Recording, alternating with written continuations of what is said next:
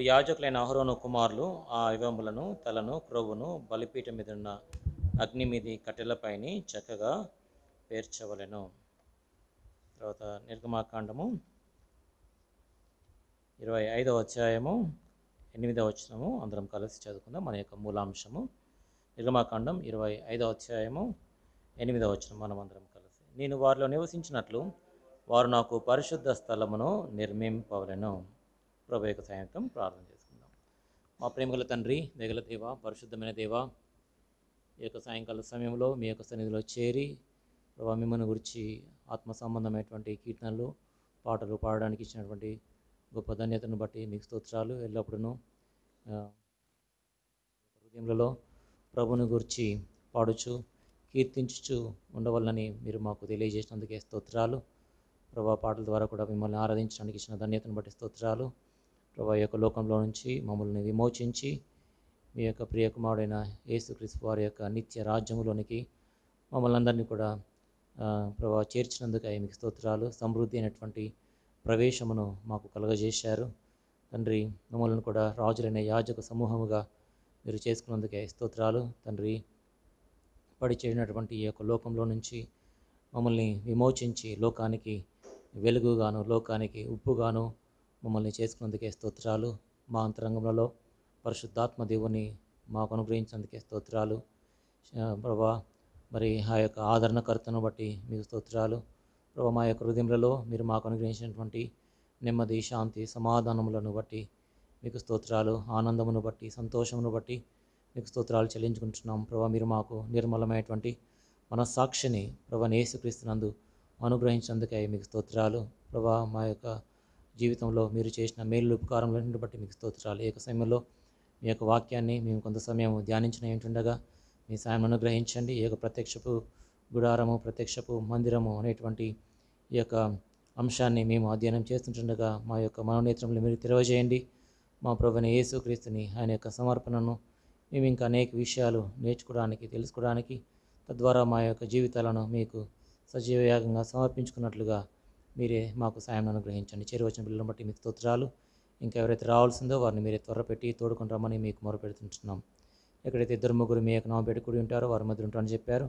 అదృశ్యమైన దేవుడుగా ఈ యొక్క సమయంలో మా మధ్యలో ఉన్నందుకే స్తోత్రాలు. పరిశుద్ధాత్మ యొక్క తాకిడిని, పరిశుద్ధాత్మ యొక్క సంచారమును మాలో ఉన్న ప్రతి ఒక్కరికి దయచేయండి ప్రభావ. మా యొక్క అక్కరను అనుసరించి మాలో ఉన్న ప్రతి ఒక్కరికి మీ యొక్క స్వరమును మాకు వినిపింపజేయమని మీ కృపగల హస్తాలకు అప్పగించుకుంటూ మా ప్రభుని ప్రియరక్షకుడైన యేసుక్రీస్తు వారి అతి శ్రేష్టమైన పవిత్రమైన నామం పేరిట ప్రార్థించి స్తుతించి వేడుకొనిచున్నాం తండ్రి. ఆమేన్. మనము ప్రత్యక్షపు గుడారము అనేటువంటి అంశమును అధ్యయనం చేస్తున్నాం. నేను వారిలో నివసించినట్లు నాకు పరిశుద్ధ స్థలమును నిర్మింపవలెను అని ప్రభువు ఇశ్రాయేల్ ప్రజలకు మోషే ద్వారా ఆజ్ఞాపించాడు. ఈ యొక్క పరిశుద్ధ స్థలములో మనము ఇదివరకే ద్వారం గురించి మనం చూసాం. ఇప్పుడు ప్రస్తుతము బలిపీఠం దగ్గర ఉన్నాం. ఈ యొక్క బలిపీఠం దగ్గర కూడా అనేకమైన విషయాలు మనం ఇదివరకే చూడడం జరిగింది. ఇందులో మరి ఆ యొక్క కోడె దూడ గురించి, నిర్దోషమైన దాని గురించి, ఆ పశువు తల మీద చేయి ఉంచుట గురించి, ప్రాయశ్చిత్తము గురించి, అంగీకరింపబడ్డ గురించి, తర్వాత రక్తము గురించి, తర్వాత మరి ఆ యొక్క పశువు వధించబడిన తర్వాత దాని యొక్క తల, దాని యొక్క అంతరింద్రియములు, కొవ్వు, కాళ్ళు ఇవన్నీ కూడా బలిపీఠం పైన పెట్టబడతాయి, అర్పించబడతాయని మనం చూసాం. అందులో తల గురించి మనం పోయిన వారం వరకు చూడడం జరిగింది. అందులో ఆ యొక్క తలలో మరి మొట్టమొదటిగా ఆలోచనలు, మెదడు ఆలోచనలకు సంబంధించినటువంటిది. మనం ఎల్లప్పుడూ కూడా మన యొక్క ధ్యానము, మన యొక్క ఆలోచనలు ఎల్లప్పుడూ కూడా దేవుని యొక్క వాక్యం గురించి, మన ప్రభు గురించి మనము ఎల్లప్పుడూ ధ్యానించే వారముగా ఉండాలి. ఎందుకంటే మనం క్రీస్తు కూడా లేపబడిన వారము కనుక మనం పైన వాటిని వెదికేటువంటి వారము కనుక మన ఆలోచనలు ఎల్లప్పుడూ కూడా క్రీస్తుని కేంద్రీకరముగా చేసుకొని మన యొక్క ఆలోచనలు ఉండాలి. దాని తర్వాత మనము కండ్లను గురించి మనం చూసాం, తర్వాత చెవుల గురించి మనం చూసాం, పెదవుల గురించి మనం చూసాం. తర్వాత పోయిన వారము మనము నాలుక గురించి మనం చూసాం. మనం రక్షణ పొందక పూర్వము మన యొక్క నాలుక ఏ విధంగా ఉంది, రక్షణ పొందిన తర్వాత మన యొక్క నాలుక అది ఏ విధంగా అది మార్చబడింది, మార్పు పొందింది అనేటువంటి విషయాలు మనం చూసాం. తర్వాత మన యొక్క నాలుకను ఏ విధంగా మనము కంట్రోల్ చేసుకోవాలి ఆ యొక్క విషయాలు కూడా మనం చూసాం. నాలుక మన రక్షణ పొందకపోవడము, మరి చెడుతనముతో, మోసముతో, ఇచ్చకపు మాటలు, చేటు, పాపము, బింకములు, కొండెములు, తర్వాత పాపము, వాడిగల మంగళ కత్తి, పదునైనటువంటి కత్తి, తర్వాత మోసకరమైనటువంటి మాటలు, కలలాడు నాలుక, అబద్ధము కలిగినటువంటి నాలుక, మూర్ఖపు నాలుక, తర్వాత హానికరమైనటువంటి ఘాతుకరమైనటువంటి నాలుకను మనం కలిగి ఉన్నాం. అయితే ప్రభువు మూగ వాడిని అంటే నత్తి కలిగినటువంటి ఆ వ్యక్తిని మార్క్స్ వార్త 7వ అధ్యాయంలో ఏ విధంగా స్వస్థపరిచాడో, నాలుకను ముట్టి స్వస్థపరిచాడో, ప్రభు మనల్ని కూడా ఆయన ముట్టి స్వస్థపరిచాడు. ఈనాడైతే మనము మన యొక్క పాపల విషయం పశ్చాత్తాపడమో, ప్రభుని స్వంత రక్షణగా స్వీకరించామో, ఆ యొక్క దినమునే ప్రభు మన యొక్క నాలుకను కూడా సంపూర్తిగా ఆయన మార్చివేశాడు. ఏ విధంగా మన యొక్క నాలుక చేయబడింది అంటే మనం చూసాం పోయినసారి.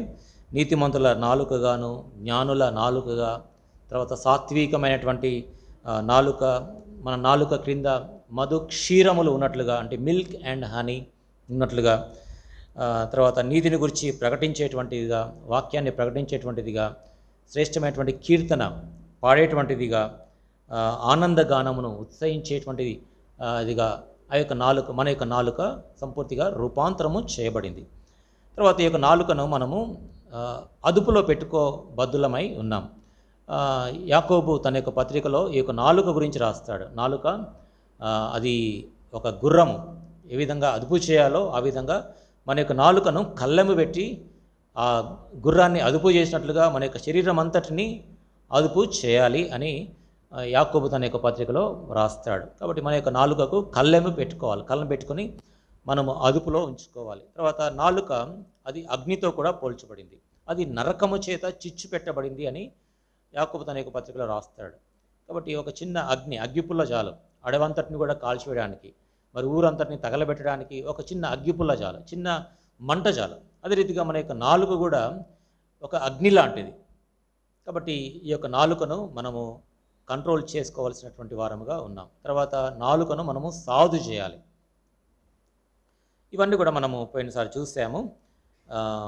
మన ప్రభువైన యేసుక్రీస్తు కూడా కీర్తనలు 22వ కీర్తనలో నా నాలుక నా దవడకు అంటుకొని ఉన్నది అని ప్రభువైన యేసుక్రీస్తు తెలియజేశాడు. కాబట్టి తన యొక్క నాలుక ఆ సిలువలో సంపూర్తిగా అంటుకొనబడింది. అంటే తన యొక్క నాలుకను మన కొరకు ఆయన అర్పించాడు.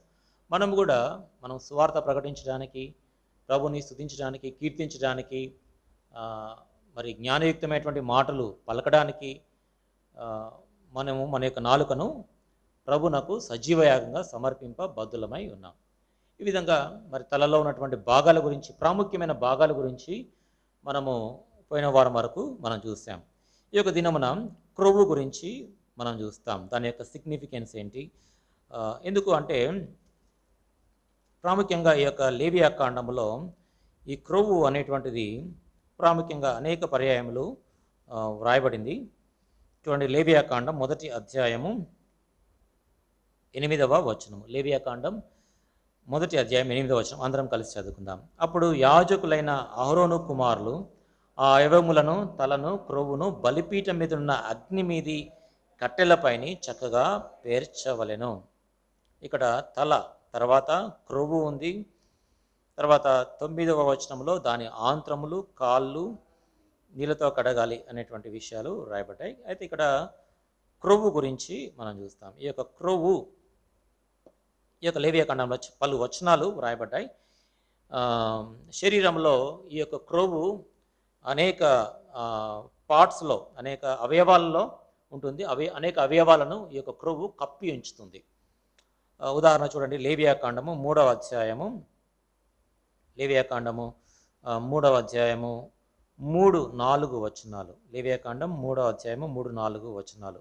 అతడు ఆ సమాధాన బలి పశువు యొక్క ఆంత్రముల లోపలి క్రొవ్వును, ఆంత్రముల మీది క్రొవ్వంతటిని, 2 మూత్ర గ్రంథులను, వాటి మీదను డొక్కల మీదనున్న క్రొవ్వును, కాలేజము మీదను అంటే లివర్, మూత్ర గ్రంథుల మీదను అంటే కిడ్నీస్ మీదను ఉన్న వపను యెహోవాకు హోమముగా అర్పింపవలెను. కాబట్టి ఇక్కడ క్రొవ్వు మరి అంతరింద్రియములో అనేకమైనటువంటి భాగాలను ఇది కప్పి ఉంటుంది. కాబట్టి ఈ యొక్క కొవ్వు అంతటిని కూడా సంపూర్తిగా సపరేట్ చేయాలి. ఈ కొవ్వు అంతటిని తీసివేసి ఆ క్రొవ్వును మరి సంపూర్తిగా అప్పగించాలి. చూడండి, ఇదే అధ్యాయం లేవియాకాండం 3వ అధ్యాయము 9-10 వచనాల్లో కూడా మనం చూడగలం. లేవియాకాండం 3వ అధ్యాయం 9-10 వచనాలు. ఆ సమాధాన బలి పశువు యొక్క క్రొవ్వును ముడ్డి పీస మొదలుకొని క్రొవ్విన తోక అంతటిని, ఆంత్రములలోని క్రొవ్వును, ఆంత్రముల మీద క్రొవ్వు అంతటిని, 2 మూత్ర గ్రంథులను, వాటి మీద డొక్కలపైన క్రొవ్వును, మూత్ర గ్రంథుల మీది కాలేజం యొక్క వపను తీసి యెహోవాకు హోమము చేయవలెను. ఇక్కడ ఈ క్రొవ్వంతటిని, అంటే శరీరంలో ఉన్నటువంటి ప్రతి భాగంలో ఉన్నటువంటి క్రొవ్వంతా కూడా సంపూర్తిగా దాన్ని తొలగించి ఆ క్రొవ్వును బలిపీఠం పైన అర్పించాలి. తర్వాత దీని గురించి నిర్గమాకాండము 29వ అధ్యాయంలో కూడా మనం చూడగలం. చూడండి, నిర్గమాకాండం 29వ అధ్యాయము, నిర్గమాకాండం 29వ అధ్యాయము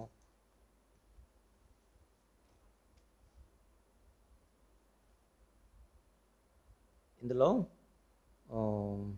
13వ వచనము. నిర్గమాకాండం 29వ అధ్యాయము 13వ వచనము. మరియు ఆంత్రములను కప్పు క్రొవ్వును, క్రొవ్వంతటిని, కాలేజం మీది వపను, 2 మూత్ర గ్రంథులను, వాటి మీది క్రొవ్వును నీవు తీసి బలిపీఠం మీద దహింపవలెను. ఈ యొక్క క్రొవ్వంతటిని బలిపీఠం పైన దహింపవలసినటువంటి వారు. తర్వాత 23 వచనాలు, 22వ వచనంలో కూడా అక్కడ క్రొవ్వు సంపూర్తిగా తీసివేయాలని మనం చూడగలం. ఈ విధంగా క్రొవ్వు దహన బలిలో కానీ, లేకపోతే పాప పరిహార బలిలో కానీ, సమాధాన బలిలో కానీ ఈ యొక్క క్రొవ్వు అంతా కూడా సంపూర్తిగా తీసివేసి ఆ క్రొవ్వు అంతటిని బలిపీఠం పైన అర్పిస్తారు. ఎందుకు అంటే ఈ యొక్క క్రొవ్వు అంతా కూడా యెహోవా దేవుడు అంటాడు, ఈ క్రొవ్వంతయు నాదే అంటాడు. చూడండి, లేవియాకాండము 3వ అధ్యాయం, లేవియాకాండము 3వ అధ్యాయము 16వ వచనము. లేవియాకాండం 3వ అధ్యాయం 16వ వచనం. యాజకుడు బలిపీఠం మీద వాటిని దహింపవలెను, క్రొవ్వంతయు యెహోవాదే, అది సువాసన గల హోమరూపమైన ఆహారము, మీరు క్రొవ్వునైనను రక్తమైన తినకూడదు. ఇక్కడ సువాసన గల హోమరూపమైన ఆహారం అంటే క్రొవ్వంతయు యెహోవాదే. కాబట్టి క్రొవ్వంతా కూడా దేవునికి చెందినది, ఇది నాది అని దేవుడు అంటాడు. కాబట్టి ఈ యొక్క క్రొవ్వంతా కూడా సంపూర్తిగా మరి దేవునికి అర్పించాలి. అయితే ఈ యొక్క క్రొవ్వు దేని గురించి ఇది మనకు మాట్లాడుతుందంటే, చూడండి, యెషయా గ్రంథంలో, యెషయా గ్రంథం 43వ అధ్యాయంలో దేవుడు ఇశ్రాయేల్ ప్రజల పైన ఒక నేరము మోపుతాడు. వారు అరణ్యంలో ఉన్నప్పుడు, తర్వాత వారు బలులు మరి అర్పించి ప్రభునకు మరి క్రొవ్వును అర్పించినారా అనేటువంటి విషయం గురించి మాట్లాడుతూ చూడండి, యెషయా గ్రంథం 43వ అధ్యాయము 24వ వచనము. నా నిమిత్తము సువాసన గల లవంగపు చెక్కను నీవు రూకలిచ్చి కొనలేదు, నీ బలి పశువుల క్రొవ్వు చేత నన్ను తృప్తి పరచలేదు, సరే గదా. కాబట్టి క్రొవ్వు చేత నన్ను తృప్తి పరచలేదు. కాబట్టి ఈ యొక్క క్రొవ్వు అంతా కూడా తీసివేసి బలిపీఠం పైన పెట్టడం, తర్వాత ఆ క్రొవ్వు అంతటిని దహిస్తారు. ఈ క్రొవ్వు అంతటిని దహించడం ద్వారా దేవునికి ఇది తృప్తి కలగజేస్తుంది. అందుకని అక్కడ రాయబడింది, నీ బలి పశువుల క్రొవ్వు చేత నన్ను తృప్తి పరచలేదు, సరే కదా. కాబట్టి ఈ యొక్క క్రొవ్వు అంతా కూడా దేవునికి అర్పించాలి, అది దేవునికి తృప్తి పరిచేదిగా ఉన్నది క్రొవ్వంతా కూడా. అందుకనే ఈ యొక్క క్రొవ్వు తర్వాత బలిపీఠం పైన అర్పించబడేటువంటి విషయాలు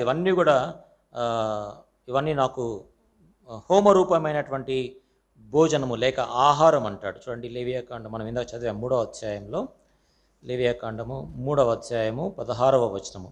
యాజకుడు బలిపీఠం మీద వాటిని దహింపవలెను, క్రొవ్వంతయు యెహోవాదే, అది సువాసన గల హోమరూపమైన ఆహారము, మీరు క్రొవ్వునైనను రక్తమైనను తినకూడదు. ఇక్కడ సువాసన గల హోమరూపమైన ఆహారము. తర్వాత ఇదే అధ్యాయము లేవియాకాండం 3వ అధ్యాయము 11వ వచనము. యాజకుడు బలిపీఠము మీద దానిని దహింపవలెను, అది యెహోవాకు హోమరూపమైన ఆహారము. హోమరూపమైన ఆహారము. కాబట్టి ఈ యొక్క క్రొవ్వు అంతా కూడా అది దేవునికి అదొక హోమరూపమైనటువంటి సువాసన కలిగినటువంటి ఆ, ఆహారముగా ఉంది. ఆ, మలాకీ గ్రంథములో దేవుడు ఇశ్రాయేల్ ప్రజల మీద నేరం మోపుతాడు. ఏంటి అంటే, మీరు ఆ, అపవిత్రమైనటువంటి భోజన పదార్థములను బలిపీఠం పైన ఉంచారంటాడు. మలాకీ గ్రంథం మొదటి అధ్యాయం, మలాకీ గ్రంథం మొదటి అధ్యాయము 7వ వచనము. మలాకీ గ్రంథం మొదటి అధ్యాయం 7-8 వచనాలు. నా బలిపీఠం మీద అపవిత్రమైన భోజనమును మీరు అర్పించుచు ఏమి చేసి నేను అపవిత్రపరిచితిమని మీరందరూ యెహోవా భోజనపు బల్లను నీచపరిచినందు చేతనే కదా. ఇక్కడ భోజనపు బల్ల గురించి దేవుడు ప్రస్తావిస్తాడు. ఏంటి ఆ భోజనపు బల్ల అంటే 8వ వచనము. గుడ్డిదాన్ని తీసుకుని బలిగా అర్పించినట్లా అది దోషము కాదా? కుంటిదాని నేను రోగం గల దాన్ని నేను అర్పించినట్లా అది దోషము కాదా? అట్టి వాటిని నీ అధికారికి నీవిచ్చినట్లా అతడు నీకు దయచూపున నిన్ను అంగీకరించిన అని సైన్యములకు అధిపతి యెహోవా అడుగుచున్నాడు. కాబట్టి ఈ యొక్క బలిపీఠము భోజనపు బల్లకు సాదృశ్యంగా ఉంది. ఈ యొక్క భోజన బల్ల పైన అపవిత్రమైనటువంటివి లేక మరి కుంటిదో, లేకపోతే రోగం కలిగినటువంటిదో, లేకపోతే బలహీనమైనటువంటి దాన్నో ఏమాత్రము అర్పించకూడదు. క్రొవ్వినటువంటి దూడను మరి అర్పింపవలసినటువంటి వారు. ఎందుకంటే ఆ యొక్క క్రొవ్వు, ఆ బలి దేవునికి ఒక హోమరూపకమైనటువంటి ఆహారముగా ఉంది. కాబట్టి మొట్టమొదటిగా ఈ యొక్క క్రొవ్వు బలిపీఠం పైన అర్పించుట అనేటువంటిది దేవునికి సంతృప్తిని కలగజేసేటువంటిది. తర్వాత రెండవదిగా ఈ యొక్క క్రొవ్వు దహన బలిపైన అర్పించడం అనేటువంటిది దేవునికి సువాసన కలిగించేటువంటిది. చూడండి, లేవియా కాండం 17వ అధ్యాయం, బుక్ ఆఫ్ లెవిటికస్ చాప్టర్ 17, లేవియా కాండం 17వ అధ్యాయము 6వ వచనము. లేవియా కాండం 17వ అధ్యాయము 6వ వచనము. యెహోవాకు ఇంపైన సువాసన గలుగునట్లు యాజకుడు ప్రత్యక్షపు గుడారం యొక్క ద్వారమునొద్దనున్న యెహోవా బలిపీఠం మీద వాటి రక్తమును ప్రోక్షించి వాటి క్రొవ్వును దహింపవలెను. ఇక్కడ క్రొవ్వును దహించడం ద్వారా దేవునికి ఇంపైన సువాసన కలుగుతుంది. అందుకని 6వ వచనంలో రాయబడింది, యెహోవాకు ఇంపైన సువాసన కలుగునట్లు చివరిలో క్రొవ్వును దహింపవలెను. కాబట్టి ఈ యొక్క క్రొవ్వును బలిపీఠం పైన దహించడం ద్వారా దేవునికి మొట్టమొదట తృప్తి కలుగుతుంది. రెండవదిగా ఆయనకు మరి ఇంపైన సువాసన కలుగుతుంది. ఈ యొక్క ఇంపైన సువాసన లేవియా కాండములో మరి చాలా వచనాలు రాయబడ్డాయి. ప్రత్యేకంగా ఈ యొక్క కొవ్వును గురించి మనం చూసినట్లయితే ఇదొక వచనము. తర్వాత సంఖ్యాకాండము 18వ అధ్యాయం, సంఖ్యాకాండము 18వ అధ్యాయము, అక్కడ కూడా క్రొవ్వును గురించి మనం చూస్తాం. సంఖ్యాకాండం 18వ అధ్యాయము 17వ వచనము. సంఖ్యాకాండం 17వ అధ్యాయము 17వ అధ్యాయము 18వ అధ్యాయము 17వ వచనము, 18, 17. అయితే ఆవు యొక్క తొలిచూలిని, గొర్రె యొక్క తొలిచూలిని, మేక యొక్క తొలిచూలిని విడిపింపకూడదు. అవి ప్రతిష్ఠితమైనవి. వాటి రక్తమును నీవు బలిపీఠం మీద ప్రోక్షించి యెహోవాకు ఇంపైన సువాసన కలిగినట్లు వాటి క్రొవ్వును దహింపవలెను. వాటి క్రొవ్వును దహింపాలి. కాబట్టి క్రొవ్వు బలిపీఠం పైన దహించుట ద్వారా దేవునికి ఇంపైన సువాసన కలుగుతుంది. అందుకనే ఆది కాండంలోనే మనం చూడగలం, నోవాహు తాను బలి అర్పించినప్పుడు, దహన బలి అర్పించినప్పుడు యెహోవా ఇంపైన సువాసనను ఆగ్రానించి అని మనం చూస్తాం. చూడండి, ఆది కాండము 8వ అధ్యాయము 20వ వచనంలో, 20, 21 వచనాలు. ఆది కాండం 8వ అధ్యాయం 20, 21 వచనాలు. అప్పుడు నోవహు యెహోవాకు బలిపీఠము కట్టి పవిత్ర పశువులన్నిటిలోనూ పవిత్ర పక్షులన్నిటిలోనూ కొన్ని తీసుకొని ఆ పీఠం మీద దహన బలి అర్పించను. అప్పుడు యెహోవా ఇంపైన సువాసన ఆగ్రానించి, కాబట్టి మరలా ఇంకా భూమిని నరులను బట్టి శపించను, వారిని ఆశీర్వదించినట్లుగా 9వ అధ్యాయంలో వారిని ఆశీర్వదించినట్లుగా మనము చూడగలం. కాబట్టి ఇంపైన సువాసన ఆగ్రానించినప్పుడు దేవునికి కోపం పోతుంది, తర్వాత శపించనని చెప్తాడు, తర్వాత ఆశీర్వాదము కలుగుతుంది. కాబట్టి ఈ రెండు ప్రాముఖ్యమైనటువంటి సంగతులు. మొట్టమొదటిగా ఈ యొక్క కొవ్వును ఎందుకు దహిస్తారంటే దేవునికి తృప్తి కలగడానికి, తర్వాత రెండవది సువాసన, ఇంపైన సువాసన కలుగుట కొరకై ఈ యొక్క దహన బలి పీఠం పైన అర్పించేటువంటి వారు. అయితే ఈ యొక్క క్రొవ్వు దేనికి సాదృశ్యంగా ఉంది, ఇది ఏమి సూచిస్తూ ఉంది? ఇప్పుడు మన యొక్క క్రొవ్వును మనము అర్పించలేం. అయితే ఈ యొక్క క్రొవ్వు దేని గురించి అది మాట్లాడుతూ ఉంది. ఈ యొక్క క్రొవ్వును గురించి బైబిల్ గ్రంథంలో చాలా వచనాలు రాయబడ్డాయి. అయితే చూడండి, ఆదికాండము 4వ అధ్యాయం, ఆదికాండము 4వ అధ్యాయంలో అక్కడ హేబేలు ఆయన క్రొవ్వినటువంటి గొర్రె పిల్లలను తాను తీసుకొని వచ్చాడు. చూడండి, ఆదికాండము 4వ అధ్యాయము 4వ వచనం. హేబేలు కూడా తన మందలో తొలిచూలున పుట్టిన వాటిలో క్రొవ్విన వాటిని కొన్ని తెచ్చెను. యెహోవా హేబేలును అతని అర్పణను లక్ష్య పెట్టెను. 2వ వచనంలో మధ్యలో రాయబడింది హేబేలు గొర్రెల కాపరి. ఇతడు గొర్రెలను కాచుకునేటువంటి వాడు. కాబట్టి గొర్రెల కాపరి కాబట్టి ఇతడు ఆ మందలో నుంచి, గొర్రెల మందలో నుంచి క్రొవ్వినటువంటి వాటిని, ఫ్యాటెడ్ షీప్ క్రొవ్వినటువంటి వాటిని తాను తీసుకుని వచ్చి అర్పించాడు. కాబట్టి ఈ యొక్క క్రొవ్వినటువంటి పశువులు ఉంటాయి, తర్వాత బలహీనమైనటువంటి పశువులు కూడా ఉంటాయి. చాలా బక్క చిక్కినటువంటి పశువులు ఉంటాయి, బాగా బలిసినటువంటి పశువులు కూడా ఉంటాయి. ఇక్కడ హేబేలు తన యొక్క మందలో అనేకమైనటువంటి పశువులు ఉండొచ్చు, కానీ తాను క్రొవ్వినటువంటి వాటిని, అంటే శ్రేష్టమైనటువంటి వాటిని తీసుకొచ్చాడు. దాని గురించి హెబ్రీ గ్రంథకర్త 11వ అధ్యాయంలో తను అంటాడు, శ్రేష్టమైనటువంటి బలిని అర్పించాడని. అంటే తాను శ్రేష్టమైనటువంటి దాన్ని తీసుకుని వచ్చాడు. హెబ్రీ పత్రిక 11వ అధ్యాయము 4వ వచనము. హెబ్రీ పత్రిక 11వ అధ్యాయము 4వ వచనము. విశ్వాసం బట్టి హేబేలు కయ్యను కంటే శ్రేష్టమైన బలి దేవునికి అర్పించెను. శ్రేష్టమైనటువంటి బలి అంటే క్రొవ్వినటువంటి పశువును తాను అర్పించాడు. అది శ్రేష్టమైనటువంటి బలిగా పరిగణించబడింది. ఇది క్రొవ్వినటువంటి గొర్రెపిల్ల, ఆ క్రొవ్వినటువంటి పశువు. తర్వాత ఆదికాండములో ఫరోకి తాను కల వస్తుంది. ఆ కల వచ్చినప్పుడు కలభావాన్ని చెప్పేటువంటి విషయంలో యోసేపు తాను తీసుకొని రాబడతాడు. ఆ కలలో ఫరో తన యొక్క కళ గురించి వివరించి చెప్తాడు. ఆదికాండము 41వ అధ్యాయము 4వ వచనము. ఆదికాండము 41వ అధ్యాయము 4వ వచనం. అప్పుడు చూపునకు వికారమై చిక్కిపోయిన ఆ ఆవులు చూపునకు అందమై బలిసిన ఆవులను తినివేస్తుండెను. అంతలో ఫరో మేలుకొనెను. ఈ విధంగా ఇక్కడ చూపునకు వికారమై చిక్కిపోయినటువంటి ఆవులు అంటే ఇంకా అవి క్రొవ్వినటువంటి ఆవులు కాదు, బాగా బలహీనమైనటువంటి, చాలా వికారమైనటువంటి ఆవులు. తర్వాత అందమై బలసినటువంటి ఆవులు అంటే క్రొవ్వినటువంటి ఆవులు, బాగా క్రొవ్వు పట్టినటువంటి బలిసినటువంటి ఆవులు ఉన్నాయి.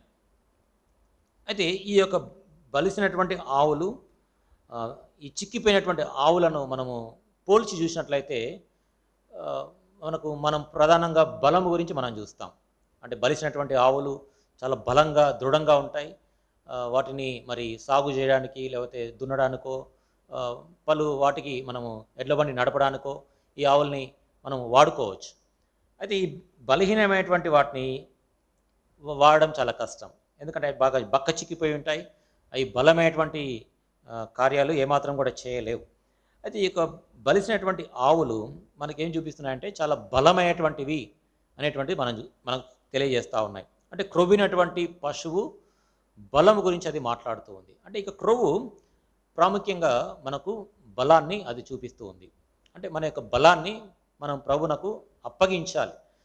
మన ప్రభు అయిన యేసుక్రీస్తు కూడా తన యొక్క బలాన్ని మన కొరకై సంపూర్తిగా తాను సిలువలో ఆయన అప్పగించాడు. చూడండి, కీర్తనల గ్రంథం 22:15వ వచనము. కీర్తనలు 22:15వ వచనము. నా బలము ఎండిపోయి చిల్ల పెంకువలే ఆయను. నా బలము ఎండిపోయి చిల్ల పెంకువలే ఆయను. మన ప్రభువైన యేసుక్రీస్తు ఆ రాత్రి వేళలో తాను ఈడవబడ్డాడు, కొట్టబడ్డాడు, ఆ రాత్రంతా కూడా విచారించబడ్డాడు, తర్వాత అక్కడ కూడా వారు పిడిగుద్దులు కొట్టారు, చెంప పైన కొట్టినారు, ఉమ్మి వేశారు. తర్వాత కొరడాలతో పిలాతు కొట్టించాడు. తర్వాత ముళ్ళ కిరీటాన్ని పెట్టారు, రెల్లుతో కొట్టారు. తర్వాత ప్రభువైన యేసుక్రీస్తు భుజం పైన సిలువను పెట్టారు. సిలువను తను మోసుకుంటూ వచ్చాడు. దాదాపు 6 గంటలు, ఉదయం 6 గంటలు మొదలుకొని 9 గంటల వరకు ఆ సిలువను మోస్తూ 9 గంటలప్పుడు ఆయన సిలువ వేయబడ్డాడు. తర్వాత మేకుల్లో చేతుల్లో మేకులు, తర్వాత కాళ్ళలో మేకులు మనం చూసినట్లయితే తన యొక్క బలమంతా కూడా సంపూర్తిగా పోయినట్లుగా మనం చూడగలం. ఒకటి తక్కువ 40 కొరడా దెబ్బలు తినడము, బలమంతా కూడా సంపూర్తిగా ఉడిగిపోయినట్లుగా, బలం ఏమీ మాత్రం కూడా లేనట్లుగా మనం చూడగలం. అంటే ప్రభు మన కొరకై తన యొక్క బలమంతటిని తాను వినియోగించాడు. ప్రభువైన యేసుక్రీస్తు తాను శరీరరీతిగా వచ్చాడు, శరీరంలో ఉన్నాడు. ఆ శరీరంలో పాపం లేదు. అయితే మానవ సంబంధమైనటువంటి శరీరం, అంటే శరీర ఆకారములో తాను వచ్చాడు. అయితే ఆ యొక్క శరీరంలో ఉన్నాడు కాబట్టి తన యొక్క బలమంతటిని తాను సంపూర్తిగా మన కొరకై ధారబోసాడు. అందుకని ఇక్కడ రాయబడింది, నా బలము ఎండిపోయి చిల్ల పెంకు వలె ఆయను. కాబట్టి ఈ యొక్క క్రొవ్వు ప్రాముఖ్యంగా ప్రధానముగా బలం గురించి మాట్లాడుతూ ఉంది. కాబట్టి ఏదైనా అర్పించాలి అంటే క్రొవ్వినటువంటి పశువులను ఇశ్రాయేల్ ప్రజలు తీసుకుని రావాలని ప్రభు వారికి ఆజ్ఞాపించాడు. మనం చూసాం మలాకి గ్రంథంలో కూడా, మరి బలహీనమైనటువంటి వాటిని, కుంటి వాటిని, గుడ్డి వాటిని, రోగం గల వాటిని మీరు తీసుకొస్తున్నారని దేవుడు వారిపైన నేరారోపణ చేశాడు. కొంతమంది ఇశ్రాయేల్ ప్రజలు ఆ విధంగా చేశారు గతంలో. నేటి దినాల్లో కూడా చాలామంది విశ్వాసులు ప్రభునకు అర్పించే విషయంలో చాలా పిసినితనముగా, కొన్నిసార్లు సౌండ్ వస్తూ ఉంటుంది, కాయిన్స్ వేస్తూ ఉంటారు. వారికి ఎంతో విస్తారంగా ఉండొచ్చు కానీ కాయిన్స్ వేస్తూ ఉంటారు, లేకపోతే 10 రూపాయలు, లేకపోతే 20 రూపాయలు, ఆ విధంగా చాలా పిసినితనం కలిగి ఇస్తూ ఉంటారు. అయితే ప్రభు ఆ విధంగా కోరటం లేదు. సమృద్ధిగా ఇచ్చేటువంటి వారిని ప్రభు ప్రేమిస్తానని చెప్పాడు. కాబట్టి మనం సమృద్ధిగా ప్రభునకు అర్పించాలి. కాబట్టి క్రొవ్వినటువంటి ఈ యొక్క దూడ మనకు ఏమి చూపిస్తుందంటే బలాన్ని గురించి ఇది మాట్లాడుతూ ఉంది. నిర్గమాకాండం 12వ అధ్యాయంలో దేవుడు ఇశ్రాయేల్ ప్రజలకు పస్కా పండుగను ఆచరించమని చెప్పినప్పుడు ఆ పశువు ఏడాది గొర్రెపిల్ల అయి ఉండాలి. చూడండి, నిర్గమాకాండం 12వ అధ్యాయము 6వ వచనం. నిర్దోషమైన ఏడాది మగపిల్లను తీసుకునవలెను. నిర్దోషమైనటువంటి మగపిల్ల, అంటే అది గొర్రెపిల్ల కావచ్చు, లేకపోతే మేకపిల్ల కావచ్చు, అది ఏడాది మగపిల్లను తీసుకొని రావాలి. అంటే ఇది ఒక ఏడాది అంటే దాదాపుగా అది చాలా బలం కలిగినటువంటిదే. అది క్రొవ్వినటువంటి దూడ, క్రొవ్వినటువంటి పిల్లను తీసుకొని రావాలి. కాబట్టి ఆ యొక్క క్రొవ్వు అనేటువంటిది బలం గురించి మనతో మాట్లాడుతూ ఉంది. కాబట్టి క్రొవ్వినటువంటి దూడ, లేకపోతే కోడెదూడ కావచ్చు, లేవియాకాండం 1వ అధ్యాయం ప్రకారం కోడెదూడ, గొర్రెపిల్ల, మేకపిల్ల తీసుకొని రావచ్చు. అంటే క్రొవ్వినటువంటిది తీసుకొని రావాలి. ఎందుకంటే ఆ క్రొవ్వు దహన బలిపీఠం పైన అర్పిస్తారు. ఎందుకు అర్పిస్తారంటే మొట్టమొదటిగా దేవునికి తృప్తి కలగడానికి, రెండోదిగా దేవునికి సువాసన కలగడానికి ఆ యొక్క క్రొవ్వు తప్పనిసరిగా ఉండాలి. కాబట్టి క్రొవ్వినటువంటి పశువును మాత్రమే తీసుకుని రావాలి. ఏదో బక్క చిక్కిపోయినటువంటిది తీసుకొస్తే అందులో క్రొవ్వు ఉండదు. ఆ క్రొవ్వు అర్పించబడకపోతే దేవునికి తృప్తి ఉండదు, తర్వాత దేవునికి సువాసన కలగదు. కాబట్టి ఆ యొక్క సువాసన కలుగుట కొరకై, తృప్తి కలుగుట కొరకై క్రొవ్వినటువంటి దూడను తప్పనిసరిగా తీసుకొని రావాలి. కాబట్టి క్రొవ్వినటువంటి దూడ కావాలి అంటే దానికి మేత బాగా కావాలి. మేత బాగా కావాలంటే సారవంతమైనటువంటి, ఫలవంతమైనటువంటి నేల కావాలి. ఇక్కడ మనం ఆత్మీయంగా మనం చూసినట్లయితే మనము కూడా ప్రభువునకు అర్పించాలి అంటే మనము కూడా ఆత్మీయంగా బలాన్ని కలిగి ఉండాలి. బలం కలిగి ఉండాలి. ఈ యొక్క బలాన్ని ప్రభు కొరకై మనము అప్పగించాలి. ప్రభు కొరకు మన యొక్క బలాన్ని మనము వినియోగించాలి. ఆ యొక్క బలముగా కలిగి ఉండాలి అంటే చూడండి, ఒక పశువు, కోడెదూడ కావచ్చు, లేకపోతే గొర్రెపిల్ల కావచ్చు, మేకపిల్ల కావచ్చు, అది దిట్టంగా చాలా బలం కలిగి ఉండాలంటే అది మంచి మేత తీసుకోవాలి. అప్పుడే అది చాలా బలముగా, లావుగా అవుతుంది. అట్లనే మనం కూడా ఆత్మీయంగా బలము కలిగి ఉండాలంటే మనము కూడా ఆత్మ సంబంధమైనటువంటి భోజనము చేయవలసినటువంటి వారము. అదే రీతిగా మరి మేత చాలా సమృద్ధిగా పౌష్టిక ఆహారము కావాలంటే నేల కూడా చాలా ప్రాముఖ్యమైనటువంటిది, సారవంతమైనటువంటి నేల కావాలి. అదే రీతిగా మనకు సమృద్ధి అయినటువంటి వాక్యము కావాలంటే దేవుని యొక్క సన్నిధి మనం తప్పనిసరిగా కలిగి ఉండాలి. ఈ యొక్క మంచి మేత గురించి పశువులకు కొన్ని వచనాలు ఉన్నాయి. చూడండి, యెహెజ్కేలు గ్రంథము 34వ అధ్యాయంలో ఇక్కడ పశువులకు ఎట్లాంటి మేత వేస్తారో చూడండి. యెహెజ్కేలు గ్రంథం 34వ అధ్యాయము 14వ వచనము. యెహెజ్కేలు గ్రంథం 34:14 వచనం. నేను మంచి మేత గల చోట వాటిని మేపెదను. ఇక్కడ గొర్రెల గురించి దేవుడు చెప్తా ఉన్నాడు. ఇక్కడ గొర్రెలు అంటే ఏదో భౌతికపరమైనటువంటి గొర్రెలు కాదు, కానీ ఈ గొర్రెలు దేవుని యొక్క ప్రజలతో వారు గుర్తించబడ్డారు. చూడండి, ఉదాహరణకి ఇదే అధ్యాయం యెహెజ్కేలు గ్రంథం 34వ అధ్యాయము 31వ వచనం. యెహెజ్కేలు గ్రంథం 34:31. నా గొర్రెలను నేను మేపుచున్న గొర్రెలనగు మీరు మనుషులు, నేను మీ దేవుడను, ఇదే ప్రభువైన యెహోవా వాక్. అంటే మనుషుల గురించి మాట్లాడుతూ ఉన్నాడు దేవుడు.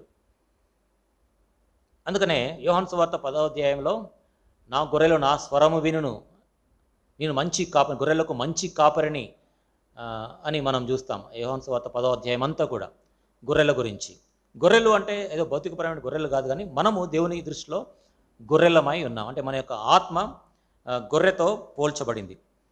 ఇక్కడ చూడండి, యెహెజ్కేలు గ్రంథం 34వ అధ్యాయము 14 వచనం. నేను మంచి మేతగల చోట వాటిని మేపెదను. కాబట్టి క్రొవ్విన కోడెదూడ, క్రొవ్వినటువంటి గొర్రె పిల్ల, క్రొవ్విన మేకపిల్ల కావాలంటే దానికి మరి మంచి మేత కావాలి, మంచి మేత కావాలి. కాబట్టి మనము కూడా ఆత్మీయంగా బలం పుంజుకోవాలి అంటే మనకు కూడా ఆత్మ సంబంధమైనటువంటి భోజనము, ఆహారము ఎంతైనా అవసరం ఉంది. తర్వాత ఇదే యెహెజ్కేలు గ్రంథం 45వ అధ్యాయం, ఇదే యెహెజ్కేలు గ్రంథం 45వ అధ్యాయము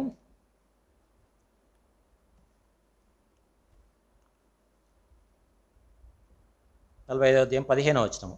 మరి ఇశ్రాయేలు నిమిత్తము ప్రాయశ్చిత్తము చేయుటకై నైవేద్యమునకును దహన బలికిని సమాధాన బలికిని మంచి మేపు తగిలిన గొర్రెలలో మందకు 200లలో ఒకదానిని తేవలను. చూడండి, ఇక్కడ చాయిస్ ఈజ్ దే. 200 మందకు 200లలో ఒకదానిని తేవలని. ఎట్లాంటి దాన్ని తేవాలి? మంచి మేపు తగిలినటువంటిది, అంటే బాగా పుష్టి కలిగినటువంటిది, లేకపోతే క్రొవ్వినటువంటి గొర్రె మరి ప్రాయచిత్తానికి, సమాధాన బలికి, దహన బలికి అవసరమై ఉంది. అంటే మంచి మేపు తగిలినటువంటిది, అంటే బాగా భోజనం చేసినట్టు, మేత మేసినటువంటి గొర్రెపిల్ల అవసరమై ఉంది. కాబట్టి మేత అనేటువంటిది చాలా ప్రాముఖ్యం. తర్వాత మొదటి దినవృత్తాంతములు 4వ అధ్యాయము 40వ వచనం. మొదటి దినవృత్తాంతములు 4వ అధ్యాయము 40వ వచనము. మంచి బలకరమైన మేతయు నెమ్మదియు సుఖమును గల విశాల దేశమును కనుగొనిరి. ఇక్కడ షిమ్యోనీల గురించి రాయబడింది. షిమ్యోను గోత్రికులు వారు చాలా కాలం వరకు తమ యొక్క స్వాస్థ్యాన్ని వారు పొందుకోలేక, స్వాధీనపరచుకోలేకుండా ఉండినారు.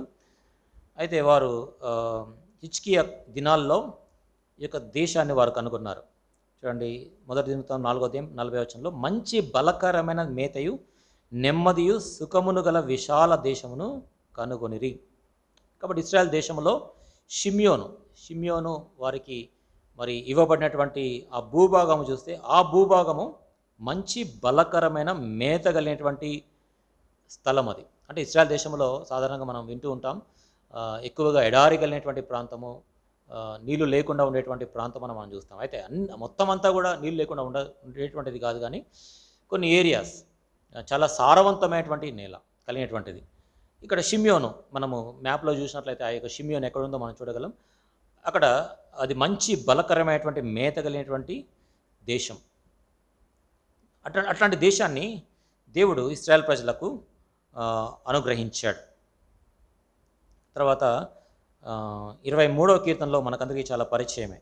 పచ్చిక గల చోట్లను ఆయనను పరుండ చేయుచున్నాడు. పచ్చిక, దేవుడు తన యొక్క గొర్రెలను పచ్చిక ఎక్కడుందో ఆ పచ్చిక యొద్దకు ఆయన నడిపిస్తూ ఉన్నాడు. కాబట్టి మనం కూడా ఆత్మీయంగా ఈ యొక్క పచ్చిక యొద్దకు, అంటే దేవుని యొక్క వాక్యము ఎక్కడైతే దొరుకుతుందో అక్కడికి ప్రభు మనల్ని నడిపిస్తూ ఉన్నాడు. కాబట్టి ఇక్కడ క్రొవ్వు గురించి మనం చూస్తూ ఉన్నాం. పశువు యొక్క క్రొవ్వు అర్పించబడుతుంది. ఆ పశువు యొక్క క్రొవ్వు అర్పించబడాలంటే ఆ పశువు క్రొవ్విన పశువై ఉండాలి. ఆ పశువు క్రొవ్వినది అవ్వాలి అంటే దానికి మేత సరిగా ఉండాలి. అప్పుడే క్రొవ్వు అనేటువంటిది వస్తుంది. ఆ మేత సరిగా ఉండాలంటే నేల కూడా సరిగా ఉండాలి, సారవంతమైనదై ఉండాలి. తర్వాత సామెతలు 15వ అధ్యాయము 30వ వచనం. సామెతలు 15వ అధ్యాయము 30వ వచనం. కన్నుల ప్రకాశము చూచుట హృదయమునకు సంతోషకరము, మంచి సమాచారము ఎముకలకు పుష్టినిచ్చును. ఎముకలకు పుష్టినిచ్చును.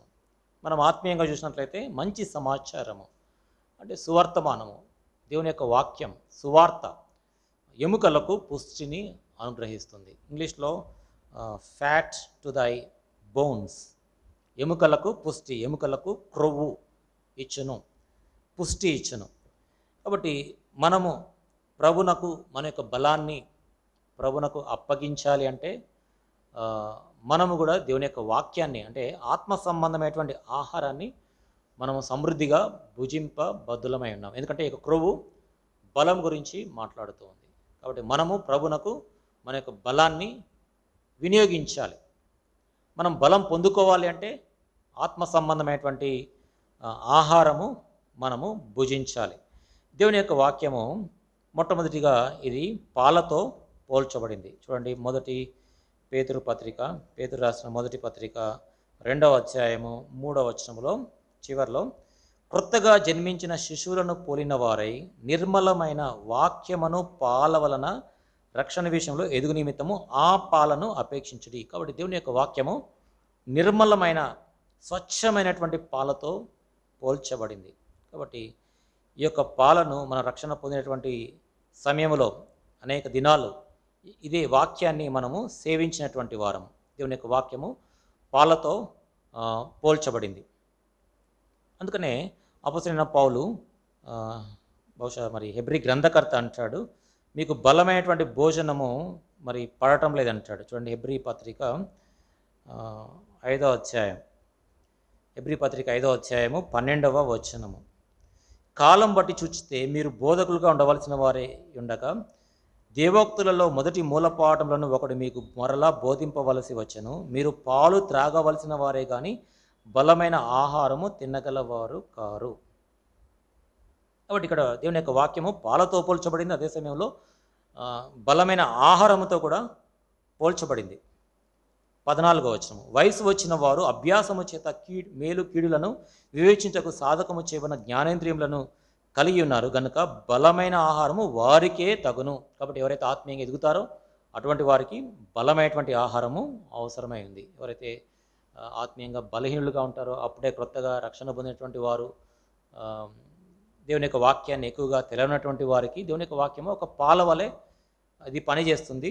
ఎవరైతే ఆత్మీయంగా ఎదిగినారో, బహుశా 40 సంవత్సరాలు కావచ్చు, 60, 70, 80 సంవత్సరాల ఆత్మీయ అనుభవం ఉన్నప్పటికీ వారికి కూడా ఇక దేవుని యొక్క వాక్యము బలమైన ఆహారంతో ఇది పోల్చబడింది. అందుకని ప్రభువైన యేసుక్రీస్తు అంటాడు, మనుషుడు రొట్టె వలన మాత్రం కాదు కానీ దేవుని నోట ఉండవచ్చు ప్రతి మాట వలన జీవించును. కాబట్టి దేవుని యొక్క మాట, ఆ వాక్యము అది బలమైన ఆహారముతో, రొట్టెతో, ఆత్మీయ ఆహారముతో పోల్చబడింది. కాబట్టి ఈ యొక్క వాక్యాన్ని మనము సమృద్ధిగా భుజింపబద్ధులమై ఉన్నాం. తద్వారా ఆత్మీయంగా మనము బలాన్ని పొందుకుంటాం. మొదటి పేతురు పత్రిక 2వ అధ్యాయంలో అపొస్తలుడైన యోహాను అంటాడు. చూడండి, మొదటి యోహాను పత్రిక 2వ అధ్యాయము 14వ వచనము చివర్లో, యవనస్తులారా మీరు బలవంతులు, దేవుని వాక్యము మీ యందు నిలుచుచున్నది. దేవుని వాక్యం మీ యందు నిలుచున్నది. కాబట్టి దేవుని యొక్క వాక్యము మన యందు నిలిచి ఉంటే మనము బలవంతులముగా చేయబడతాం, అప్పుడు దుష్టిని జయిస్తాం. కాబట్టి దేవుని యొక్క వాక్యాన్ని మనం ఎంత ఎక్కువగా దేవుని యొక్క వాక్యాన్ని మన యొక్క హృదయంలో నింపుకుంటామో అంత ఎక్కువగా దేవుని యొక్క శక్తి చేత మనము నింపబడతాం. కాబట్టి ఈ యొక్క మేత అనేటువంటిది దేవుని యొక్క వాక్యానికి గుర్తుగా ఉంది. కాబట్టి మనము దేవుని యొక్క బలాన్ని పొందుకోవాలంటే దేవుని యొక్క వాక్యము చేత మన యొక్క హృదయాలు మనం నింపుకోవాలి. అందుకని కొలస్సీ పత్రిక 3వ అధ్యాయంలో అపొస్తలుడైన పౌలు అంటాడు, సమస్తమైన జ్ఞానంతో మీ హృదయంలో సమస్తమైన జ్ఞానంతో క్రీస్తు వాక్యము మీలో సమృద్ధిగా నివసింపనివ్వండి. క్రీస్తు వాక్యము మీలో సమృద్ధిగా నివసింపనివ్వండి. 16వ వచనంలో, కొలస్సీ 3:16లో. కాబట్టి దేవుని యొక్క వాక్యాన్ని మనం సమృద్ధిగా మన యొక్క హృదయాల్లో మనం నింపుకోవాలి. అప్పుడు దేవుని యొక్క శక్తి చేత మనము నింపబడతాం. ప్రభువైన యేసుక్రీస్తు కూడా తాను శోధింపబడినప్పుడు మత్తయి సువార్త 4వ అధ్యాయంలో దేవుని యొక్క వాక్యాన్ని వాడినాడు. ఎందుకంటే దేవుని యొక్క వాక్యము అది ఆత్మ సంబంధమైనటువంటి ఖడ్గముతో పోల్చబడింది. చూడండి, ఎఫెసీ పత్రిక 6వ అధ్యాయం, ఎఫెసీలకు 6వ అధ్యాయం, ఎఫెసీ పత్రిక 6వ అధ్యాయము 17వ వచనము, ఎఫెసీ పత్రిక 6:17. మరియు రక్షణ శిరస్త్రానమును దేవుని వాక్యమును ఆత్మ ఖడ్గమును ధరించుకొనుడి. కాబట్టి దేవుని యొక్క వాక్యము ఆత్మ ఖడ్గముతో పోల్చబడింది. కాబట్టి దేవుని యొక్క వాక్యము ఆహారంతో కూడా అది పోల్చబడింది. కాబట్టి మనము ఆత్మీయంగా బలం పొందుకోవడానికి దేవుని యొక్క వాక్యముతో మన యొక్క హృదయాలు మనము నింపుకోవాలి. కాబట్టి మంచి మేత అంటే త్రొవ్వినటువంటి పశువుకి మంచి మేత కావాలి. ఈ యొక్క మేత ఏంటంటే దేవుని యొక్క వాక్యానికి గుర్తుగా ఉంది. ఈ మంచి మేత కావాలి అంటే మంచి నేల కావాలి, అంటే సారవంతమైనటువంటి నేల కావాలి. దేవుడు ఇశ్రాయేల్ ప్రజలకు వారికి సారవంతమైనటువంటి నేల వారికి అనుగ్రహించాడు. చూడండి, నెహెమ్యా గ్రంథం 9వ అధ్యాయం, నెహెమ్యా గ్రంథము 9వ అధ్యాయము 25వ వచనము, నెహెమ్యా గ్రంథం 9వ అధ్యాయము 25వ వచనము. అప్పుడు వారు ప్రాకారములు గల పట్టణములను ఫలవంతమైన భూమిని స్వాధీనపరుచుకొని, చూడండి, ప్రాకారములు గల పట్టణములను ఫలవంతమైన భూమిని స్వాధీనపరుచుకొని, ఇశ్రాయేల్ ప్రజలకు దేవుడు ఫలవంతమైనటువంటి భూమిని వారికి అనుగ్రహించాడు. తర్వాత ఇదే అధ్యాయము 35వ వచనం అనుకుంటాను. చూడండి, 35వ వచనంలో, వారు తమ రాజ్య పరిపాలన కాలమందు నీవు తమ ఎడల చూపిన గొప్ప ఉపకారములను తలంచక నీవు వారికి ఇచ్చిన విస్తారమగు ఫలవంతమైన భూమిని అనుభవించి ఉండి నిన్ను సేవింపకపోయిరి. చూడండి, దేవుడు వారికి విస్తారమగు ఫలవంతమైన భూమిని వారికి అనుగ్రహించాడు. ఫెర్టైల్ ల్యాండ్, వారికి సారవంతమైనటువంటి ఫలవంతమైనటువంటి భూమిని ఇశ్రాయేల్ ప్రజలకు అనుగ్రహించాడు. అయినా కానీ వారు సేవింపకుండా ఉండినారు.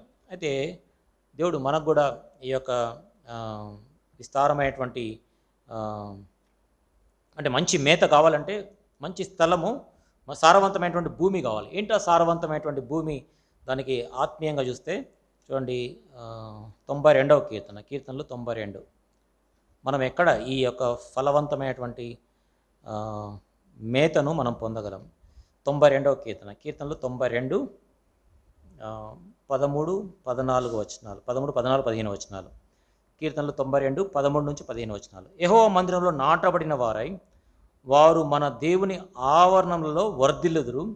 నాకు ఆశ్రయదుర్గమైన యెహోవా యథార్థవంతుడనియు ఆయన యందు ఏ చెడుతనం లేదని ప్రసిద్ధి చేయుటకై వారు ముసలితనమందు ఇంకా చిగురు పెట్టుచుందురు, సారము కలిగి పచ్చగా నుందురు. కాబట్టి ఈ యొక్క సారవంతమైనటువంటి నేల, భూమి ఏంటి అంటే దేవుని యొక్క మందిరము. దేవుని యొక్క మందిరం ఇది దేవుని యొక్క సన్నిధికి గుర్తుగా ఉంది. అంటే మనం మౌన ధ్యాన సమయంలో దేవుని యొక్క సన్నిధిని మనము అనుభవించగలం. కాబట్టి మౌన ధ్యాన సమయంలో దేవుని యొక్క వాక్యాన్ని మనం చదవాలి. మనం సమయం దొరికినప్పుడల్లా కూడా దేవుని యొక్క వాక్యం దగ్గర సమయాన్ని వెచ్చించాలి. యెహోవా మందిరంలో నాటబడిన వారై, ఎవరైతే దేవుని యొక్క మందిరంలో నాటబడతారో వారు వర్ధిల్లుతారు. అదే సమయంలో చివరిలో రాయబడి 15వ వచనంలో, వారు ముసలితనమందు ఇంకా చిగురు పెట్టుచుందురు, సారము కలిగి పచ్చగా నుందురు. అంటే సారం అంటే బలము కలిగి వారు దేవుని యొక్క కార్యములను, శూర కార్యములను వారు జరిగిస్తారు. అంటే సారము కలిగి, బలము కలిగి. కాబట్టి ఎవరైతే దేవుని యొక్క మందిరంలో నాటబడతారో, దేవుని యొక్క ఇంటిని ప్రేమిస్తారో అటువంటి వారికి సమృద్ధి అయినటువంటి దేవుని యొక్క వాక్యము అందజేయబడుతుంది. కాబట్టి వ్యక్తిగతంగా మనం మౌన ధ్యాన సమయంలో దేవుని యొక్క వాక్యాన్ని చదివినప్పుడు దేవుడు తన యొక్క వాక్యాన్ని, దేవుని యొక్క స్వరాన్ని మనకు వినిపింపజేస్తాడు. అది మనకు ఆత్మీయ ఆహారము. అందుకనే ప్రభువైన యేసుక్రీస్తు తన యొక్క శిష్యులకు ప్రార్థన నేర్పిస్తూ మా అనుదిన ఆహారం నేడు మాకు దయచేయము. కాబట్టి ప్రతిదినం కూడా ఆత్మీయ ఆహారము మనకు అవసరమే ఉంది. ప్రతిదినం కూడా మా అనుదిన ఆహారం మాకు నేడు దయచేయము. కాబట్టి దేవుడు మనతో మాట్లాడాలి. మనకు ఆత్మ సంబంధమైనటువంటి మేత, ఆత్మ సంబంధమైనటువంటి ఆహారాన్ని ప్రభు మనకిస్తాడు. కాబట్టి వ్యక్తిగతంగా మౌన ధ్యాన సమయం కలిగినప్పుడు దేవుడు మనకు ఆత్మీయ ఆహారాన్ని ఇస్తాడు. అదే సమయంలో దేవునికి ఇంటికి వచ్చినప్పుడు, ఆదివారం కావచ్చు, ప్రార్థన కూడికి కావచ్చు, బైబిల్ స్టడీ ఈ విధంగా కావచ్చు, దేవుడు తన యొక్క ఆత్మీయ ఆహారాన్ని మనకు సమృద్ధిగా అనుగ్రహిస్తాడు. ఎవరైతే యెహోవా మందిరంలో నాటబడిన వారై, అంటే దేవుని యొక్క సన్నిధిలో ఎవరైతే ఉంటారో, సమయాన్ని గడుపుతారో, క్రమము తప్పకుండా దేవుని యొక్క సన్నిధిలో సమయాన్ని వెచ్చిస్తారో, అటువంటి వారు సారము కలిగి పచ్చగా ఉంటారు. అంటే సారము కలిగి అంటే బలము కలిగి ఉంటారు. దేవుని యొక్క బలాన్ని వారు కలిగి ఉంటారు. ఈ యొక్క బలాన్ని ప్రభు కోరుతూ ఉన్నాడు. కాబట్టి ఈ యొక్క క్రొవ్వు బలము గురించి మాట్లాడుతూ ఉంది. తర్వాత కీర్తనలు ఒకటో కీర్తనలో ఎవరైతే దేవుని యొక్క వాక్యాన్ని వారు ధ్యానిస్తారో వారు ఎట్లా ఉంటారు? కీర్తనలు 1:3 అతడు నీటి కాలువల యోరను నాటబడినదై ఆకు వాడక తన కాలమందు ఫలమిచ్చు చెట్టు వలె నుండును. అతడు చేనుదంతయు సఫలమగును. చూడండి, ఆకు వాడక తన కాలమందు ఫలమిచ్చు చెట్టు వలె ఉండును. కాబట్టి మనము ఎప్పుడైతే ఈ నీటి కాలువల యోరను నాటబడతామో, నీటి కాలువల యోరను నాటబడడం అంటే చూడండి 2వ వచనంలో, యెహోవా ధర్మశాస్త్రమందు ఆనందించుచు దివారాత్రం దాన్ని ధ్యానించువాడు. ఎవరైతే దేవుని యొక్క వాక్యాన్ని ధ్యానిస్తారో వారు ఆత్మీయంగా నీటి కాలువల యోరను నాటబడినటువంటి వారు. కాబట్టి ఏ చెట్టు అయినా కానీ, ఏ మొక్క అయినా కానీ నీళ్లు సమృద్ధిగా ఉంటే తప్పనిసరిగా చక్కగా పెరుగుతుంది. నీటి కాలువల యోరను నాటబడినదై. కాబట్టి మనము కూడా దేవుని యొక్క వాక్యాన్ని ధ్యానిస్తే మనం కూడా నీటి కాలువల యోరను నాటబడిన వారమై మనము ఫలమిచ్చే చెట్టుగా ఉంటాం. అంటే దేవుని కొరకై మనం ఫలించేటువంటి వారముగా ఉంటాం. అంటే బలాన్ని కలిగి ఉంటాం, సారము కలిగి ఉంటాం. ముసలితనమందు కూడా మరి వర్ధిల్లేటువంటి వారముగా, మరి ఫలాలు దయచేసేటువంటి వారముగా దేవుడు మనల్ని చేస్తాడు. దీనికి కీ అంతా ఏంటంటే దేవుని యొక్క వాక్యాన్ని ధ్యానించుట. కాబట్టి మనం ఇట్లాంటి బలాన్ని కలిగి ఉండాలి. తర్వాత సామెతల గ్రంథం 11:25 సామెతల గ్రంథం 11:25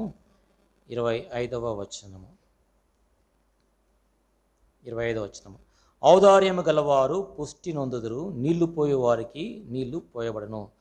ఇక్కడ ఔదార్యము ఇంగ్లీష్లో ఫ్యాట్ అనేటువంటిది మనం చూడగలం. వారు పుష్టి నొందుతారు.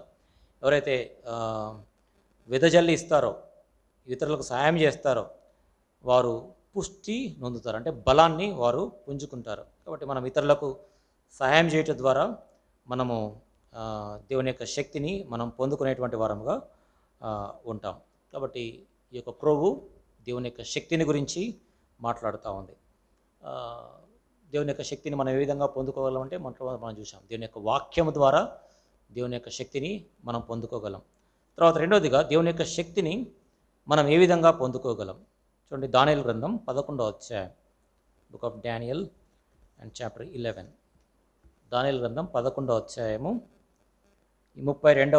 దానియేలు గ్రంథం 11 అందుకు అతడు ఇచ్చకపు మాటలు చెప్పి నిబంధనను అతిక్రమించు వారిని వశపరుచుకును.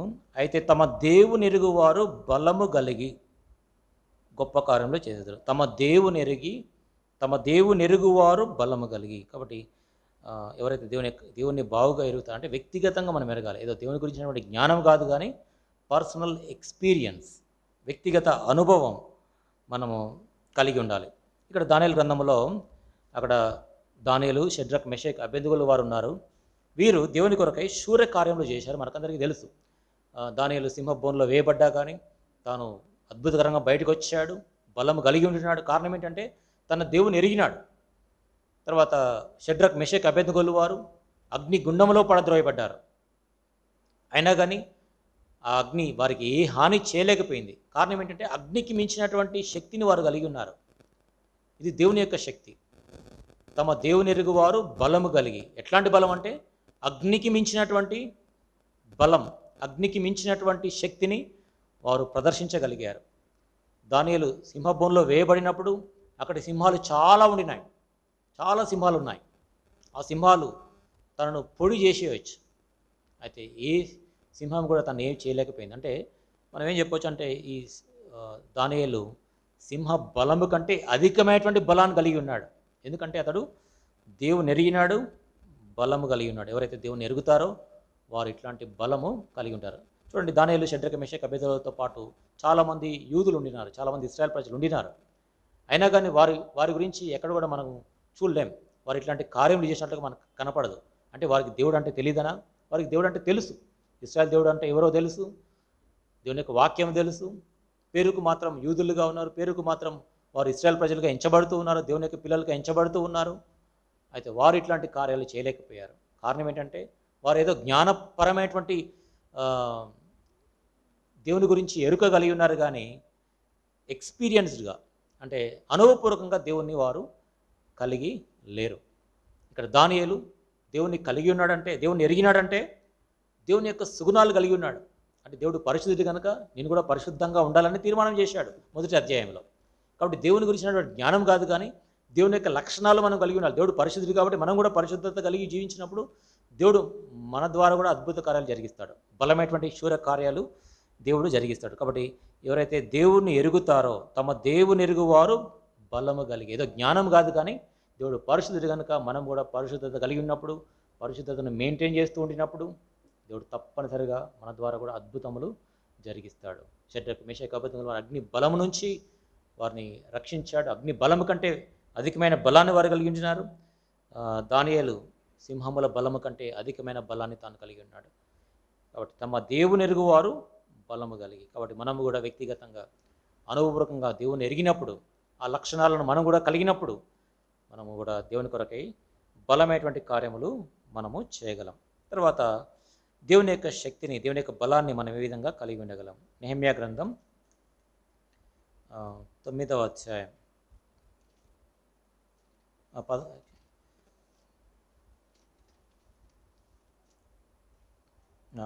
అధ్యాయం, నెహెమ్యా గ్రంథం 8వ అధ్యాయము 10వ వచనం చివరిలో, యెహోవా యందు ఆనందించుట వలన మీరు బలమొందుదురు. యెహోవా యందు ఆనందించాలి, అన్ని విషయాల్లో కూడా ఆనందించాలి.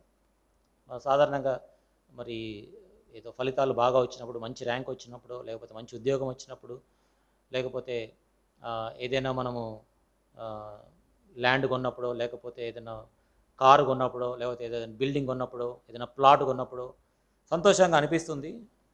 ఏదైనా మనం నష్టపోయినప్పుడు, ఫెయిల్ అయినప్పుడు, లేకపోతే ఉద్యోగం పోయినప్పుడు, ఎవరైనా ఏదైనా అన్నప్పుడు మనం ఎంతో దుఃఖపడేటువంటి వారంగా ఉంటాం. అయితే మనం అన్ని రంగాల్లో, అన్ని విషయాల్లో మనము దేవుని బట్టి, దేవుని యందు మనం ఆనందిస్తే దేవుని యొక్క శక్తిని మనం ప్రదర్శించగలం. హబక్కుకు తాను అనుభవపూర్వకంగా చెప్తాడు. చూడండి, హబక్కు గ్రంథం 3వ అధ్యాయము 17-18 వచనాలు. హబక్కు గ్రంథం 3వ అధ్యాయం 17-18 వచనాలు. అంజూరపు చెట్లు పూయకుండినను, ద్రాక్ష చెట్లు ఫలింపకపోయినను, ఒలివ చెట్లు కాపు లేక ఉండినను, చేనిలోని పైరు పంటకు రాకపోయినను, గొర్రెలు దొడ్డిలో లేకపోయినను, సలలో పశువులు లేకపోయినను, నేను యెహోవా యందు ఆనందించెదను. చూడండి ఎట్లా చెప్పగలుగుతున్నాడు. ఆ దినాల్లో మరి వ్యవసాయం చేసేటువంటి వారు, తర్వాత పశువులను మేపుకునేటువంటి వారు ఆ దినాల్లో, పాత దినాల్లో. నేడు కేవలం గ్రామీణ ప్రాంతాల్లోనే ఇట్లాంటివి మనం చూస్తాం. అయితే సిటీస్లో ఈ పశువులు కానీ, లేకపోతే చెట్లు కానీ ఇట్లాంటివి ఏవి కూడా ఉండవు. మనం ఉద్యోగాలు చేస్తూ ఉంటాం. కాబట్టి మన భాషలో చెప్పాలంటే మనకు ఉద్యోగం పోయినా కానీ, బ్యాంకు బ్యాలెన్స్ లేకపోయినా కానీ, ఇల్లు లేకపోయినా కానీ, ఆరోగ్యం లేకపోయినా కానీ, ఏమీ లేకపోయినా కానీ దేవుని యందు మనము ఆనందించగలుగుతూ ఉన్నామా లేదా? ఎందుకంటే ఆయన అంటాడు చూడండి 18వ వచనంలో, ప్రభువుకు యెహోవాయే నాకు బలము, ప్రభువుకు యెహోవాయే నాకు బలము. 18వ వచనంలో, నేను యెహోవా యందు ఆనందించెదను, నా రక్షణకర్త అయిన నా దేవుని యందు నేను సంతోషించెదను. కాబట్టి అన్ని విషయాల్లో, అన్ని రంగాల్లో మనకు కష్టాలు వచ్చినా కానీ, ఇబ్బందులు వచ్చినా, హింసలు వచ్చినా, మనల్ని ఎవరైనా ఏదేమన్నా ఉన్నా కానీ మనం దీన్ని ఎక్సర్సైజ్ చేయాలి. టెంపరీగా మనకు కొంత దుఃఖం కలిగించవచ్చు, కొంత గాయం కలగవచ్చేమో. అయితే వి నీడ్ టు ఎక్సర్సైజ్ దీన్ని అభ్యాసం చేసుకోవాలి. సంతోషంగా ఉండడానికి మనం అభ్యాసం చేసుకోవాలి. అందుకని అపోస్తలుడైన పౌలు ఫిలిప్పీ సంఘానికి రాస్తూ అంటాడు, ఎల్లప్పుడూ ఆనందించుడి, మరలా చెప్పుదును ఆనందించుడి అంటాడు. ఫిలిప్పీ పత్రిక 4వ అధ్యాయంలో, ఫిలిప్పీ పత్రిక 4వ అధ్యాయము 4వ వచనంలో, ఎల్లప్పుడూ ప్రభునందు ఆనందించుడి, మరలా చెప్పుదును ఆనందించుడి. కాబట్టి మనం అన్ని విషయాల్లో మనము ఆనందించాలి. అప్పుడు దేవుని యొక్క శక్తిని మనం కలిగి ఉంటాం. యెహోవా యందు ఆనందించడం వల్ల మీరు బలం పొందుదురు. కాబట్టి మొట్టమొదటిగా దేవుని యొక్క వాక్యాన్ని మన యొక్క హృదయాల్లో నింపుకున్నప్పుడు దేవుని యొక్క శక్తి వస్తుంది. రెండవదిగా తమ దేవుని ఎరుగువారు, మనం అనుభవపూర్వకంగా దేవుని ఎరిగినప్పుడు, ఆయన యొక్క లక్షణాలు మనం కలిగి ఉన్నప్పుడు దేవుని యొక్క శక్తి చేత నింపబడతాం. మూడవదిగా యెహోవా యందు ఆనందించడం వల్ల మీరు బలమొందుదురు. తర్వాత యెహోవా కొరకు ఎదురు చూచువారు నూతన బలము పొందుదురు. చూడండి యెషయా గ్రంథం ఎంత వచ్చి చాప్టర్ చెప్తారా? యెషయా గ్రంథము 40వ అధ్యాయము 31వ వచనం. యెషయా గ్రంథం 40:31. యెహోవా కొరకు ఎదురు చూచువారు నూతన బలము పొందుదురు. వారు పక్షిరాజుల వలె రెక్కలు చాపి పైకి ఎగురుదురు, అలయక పరిగెత్తుదురు, సొమ్మసిల్లక నడిచిపోదురు. కాబట్టి దేవుని కొరకు ఎదురు చూడాలి. అప్పుడు మనము నూతన బలాన్ని మనం పొందుకుంటాం. అన్ని విషయాల్లో దేవుని కొరకు ఎదురు చూడాలి. అనేక పర్యాయాలు మనము మనుషుల కొరకు, సంఘ పెద్దల వైపు, లేకపోతే దైవసేవకుల వైపు, లేకపోతే మంత్రుల వైపు, అధికారుల వైపు, మన బాస్ వైపు, లేకపోతే మనకు ఎవరైతే ప్రమోషన్ ఇస్తారో వారి వైపు మనం చూసే వీలు సాధ్యత ఉంటుంది. అయితే దేవుని కొరకు మనము కనిపెట్టుకోవాలి. మనుషులు కంటే యెహోవా నమ్ముకుంటా మేలు. కాబట్టి దేవుని కొరకు మనము ఎదురు చూసినప్పుడు దేవుడు తన యొక్క నూతన బలము చేత మనల్ని నింపుతాడు. తర్వాత 1 కొరింథీ పత్రిక 1వ అధ్యాయము 18వ వచనం. 1 కొరింథీ పత్రిక 1వ అధ్యాయము 18వ వచనం. అక్కడ సిలువను గురించిన వార్త రక్షింపబడుచున్న మనకు దేవుని శక్తి. కాబట్టి సిలువను గురించిన వార్త అది మనకు దేవుని శక్తిని ప్రసాదిస్తుంది. 1 కొరింథీ పత్రిక 1వ అధ్యాయం 18. సిలువను గురించిన వార్త నశించిన వారికి వెర్రితనము కానీ, రక్షింపబడుచున్న మనకు దేవుని శక్తి. కాబట్టి సిలువను గురించిన వార్త, ఎవరైతే ఈ సిలువను గురించిన దాని గురించి అధ్యయనం చేస్తారో, ఎందుకు సిలువ, ఎందుకు ప్రభువైన యేసుక్రీస్తు మరణించాల్సి వచ్చింది, దాని యొక్క సిగ్నిఫికెన్స్ మనం తెలుసుకుంటే అదే మనకు దేవుని యొక్క శక్తి అయి ఉంది. ఎందుకంటే ఆ సిలువ లేకుండా మనకు పాపక్షమాపణ లేదు. ఆ సిలువ లేకుండా పరలోక రాజ్యంలో ప్రవేశము లేదు. సిలువ లేకుండా మనం ఎవరేమైనా కానీ దేవుని యొక్క పిల్లలము కాలేము. సిలువ లేకుండా నిశ్చయముగా మనము నిత్య నరకాగ్నికి పాత్రులం, నిత్య నరకాగ్నికి వెళ్ళవలసినటువంటి వారం. అయితే సిలువను గురించిన వార్త మనకు దేవుని శక్తిని ప్రసాదిస్తుంది. ఆ యొక్క శక్తి ద్వారానే పాపభరితులైన మనల్ని పరిశుద్ధులుగా మార్చాడు. చీకటి అయినటువంటి మనల్ని ఆయన వెలుగుగా మార్చాడు. నరక పాత్రమైనటువంటి మనల్ని ఆయన పరలోక రాజ్య వారసులుగా చేశాడు. ఇది దేవుని యొక్క శక్తి. ఇది మానవ శక్తి ద్వారా సాధ్యము కాదు, దైవ శక్తి ద్వారానే ఇది సాధ్యం. పాతాళం నుంచి మనం విడిపించబడి మరణంలో నుంచి జీవంలోనికి మనము దాటించబడ్డాం. కాబట్టి ఇది దేవుని యొక్క శక్తి. తర్వాత అపోస్తలుల కార్యములు 1వ అధ్యాయము, దేవుని యొక్క శక్తిని మనం ఏ విధంగా పొందుకోగలం. అపోస్తలుల కార్యములు 1వ అధ్యాయము 8వ వచనము. ఆయనను పరిశుద్ధాత్మ మీ మీదికి వచ్చినప్పుడు మీరు శక్తి నొందెదరు. పరిశుద్ధాత్మ చేత మనం నింపబడినప్పుడు దేవుని యొక్క శక్తి చేత మనము నింపబడతాం.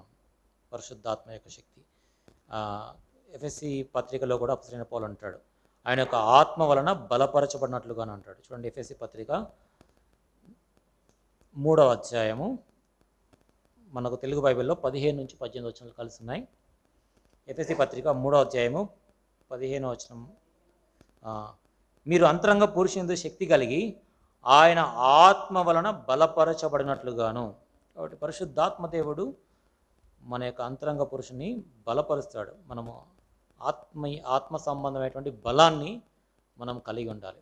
కాబట్టి మనం పరిచర్యలో దేవుని యొక్క పని చేసేటప్పుడు ఈ యొక్క ఆత్మ చేత మనం నింపబడి ఆత్మ యొక్క శక్తిని మనం కలిగి ఉండాలి. పరిశుద్ధాత్మ దేవుడు మనలో ఉన్నాడంటే మనం దేవుని యొక్క శక్తిని మనం కలిగి ఉన్నాం. అయితే పరిశుద్ధాత్మ చేత మనం ప్రతిదినం కూడా అనుదినం కూడా మనం నింపబడుతూ ఉండాలి. అందుకనే ఆత్మపూర్ణులై ఉండి అంటాడు ఎఫెసీ పత్రిక 5వ అధ్యాయంలో, ఆత్మపూర్ణులై ఉండి. కాబట్టి పరిశుద్ధాత్మ చేత మనము దినదినము మనం నింపబడుతూ ఉండాలి. తద్వారా మనము దేవుని యొక్క శక్తి చేత మనం నింపబడగలం. తర్వాత చివరిగా ఇంకోటి చూస్తాం. ప్రకటన గ్రంథం 12వ అధ్యాయము 11వ వచనము. ప్రకటన గ్రంథం 12వ అధ్యాయము 11వ వచనము. వారు గొర్రెపిల్ల రక్తమును బట్టి తామిచ్చిన సాక్ష్యమును బట్టి వారిని జయించున్నారు కానీ మరణము వరకు తమ ప్రాణులను ప్రేమించిన వారు కారు. ఇక్కడ గొర్రెపిల్ల రక్తమును బట్టి వానిని జయించినారు. ఎవడు వాడంటే పైన ఆది సర్పము, మహాఘట సర్పం సాతానుడు. పై వచనాల్లో 9వ వచనము, 8వ వచనము, తర్వాత 10వ వచనంలో వాని పేర్లు రకరకాలుగా చూడగలం. కాబట్టి వానిని జయించినారు. ఎట్లా జయించినారంటే రక్తం యొక్క శక్తిని బట్టి, గొర్రెపిల్ల యొక్క రక్తాన్ని బట్టి మనము సాతాను పైన విజయము సాధించగలం. కాబట్టి రక్త శక్తి.